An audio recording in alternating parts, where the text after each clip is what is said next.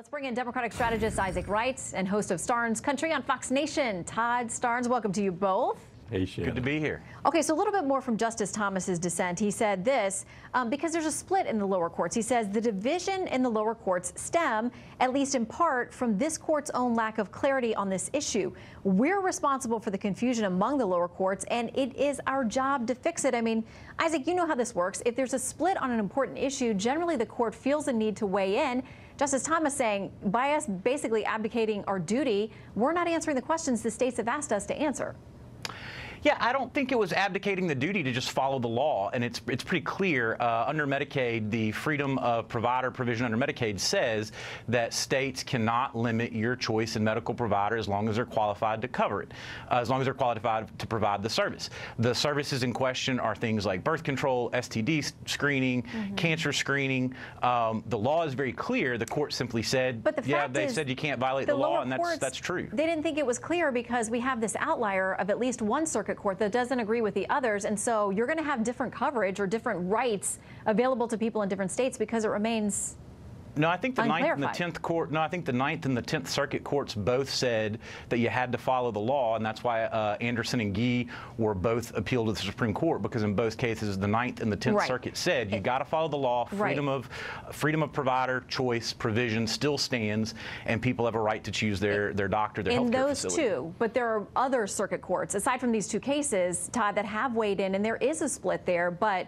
You know, Justice Thomas saying, talking about the refusal to get involved, he says, what explains the court's refusal to do its job here? I suspect it has something to do with the fact that some respondents in these cases are named Planned Parenthood. Some politically fraught issue does not justify abdicating our judicial duty. If you've read this thing, it's not very long, but it was a pretty stern lecture, Todd. Yeah, what about it's about a 4-page dissent, and you're right. We don't hear that often from Justice Thomas, but he was pretty angry about the decision by the majority. And as you said, he suggested that they had abdicated their judicial responsibility in doing this.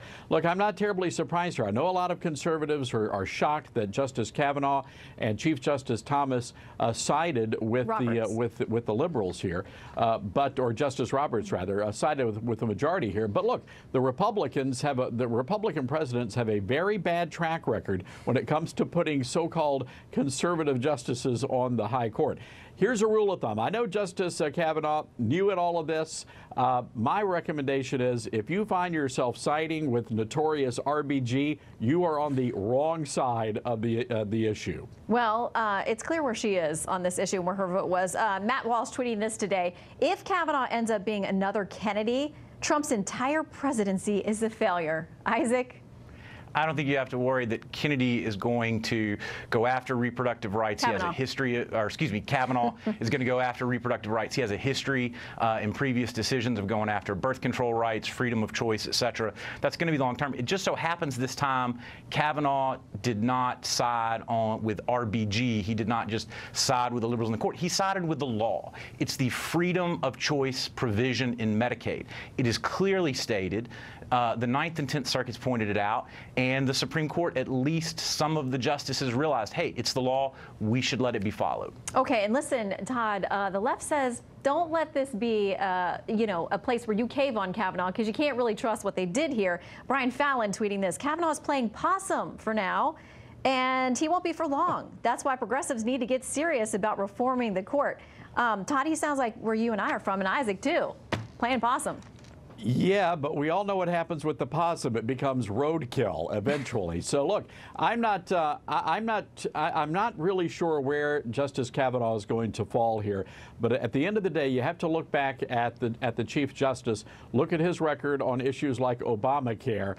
Didn't exactly turn out the way conservatives hoped. So again, Republican presidents going back forever have a very bad track record when it comes to putting true constitutionalists on the highest court in the land. Well, and Noah Feldman, writing an opinion piece in Bloomberg, he references this idea that Roberts and Kavanaugh kind of stuck together on this thing, and then talks about Thomas's very fiery dissent from this. The headline is Supreme Court's conservative revolution will wait another day. He says Thomas is used to losing and it doesn't bother him. But Kavanaugh may well think differently. If this theory is correct, it means that Roberts may be able to exercise a moderating effect on the conservative wing of the court by having Kavanaugh as his potential ally. Isaac, that's got to be music to your ears. I mean, my hope would just be that the court can follow the law. There are so many people in the right wing right now who are worried, is the court going to be enough of an activist court and reset Roe versus Wade and undercut it or overturn it? I'd like to see them just follow the law. I think that's a simple request. I was glad to see that they did on this decision. We just hope they will continue to in the future. Quick final word to you, Todd.